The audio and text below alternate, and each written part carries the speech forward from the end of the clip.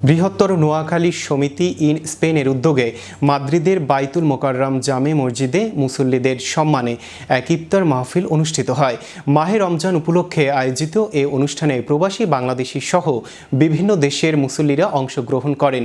অনুষ্ঠানে দোয়া ও মিলাদ মাহফিল অনুষ্ঠিত হয় এবং দেশ জাতির কল্যাণ কামনায় বিশেষ মোনাজাত পরিচালনা করেন হাফিজ জহিরউদ্দিন।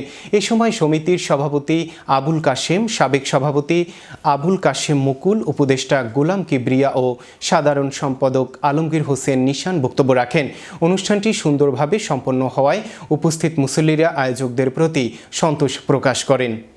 সর্বোপরি একটা কথা বলবো, সেটা হলো আমাদের আজকের এই ইফতার মাহফিলের যে মূল আয়োজক, যিনি সবচেয়ে বেশি পরিশ্রম করার জন্য এবং বিশেষ করে মসজিদ কমিটি সভাপতি সাহেব এবং আরও যারা ভলান্টিয়ার আছেন সবাইকে অনেক ধন্যবাদ। সুন্দর আয়োজন, সুন্দরভাবে পরিচালনা করার জন্য যারা উপস্থিত ছিলেন, পরিচালনা করছেন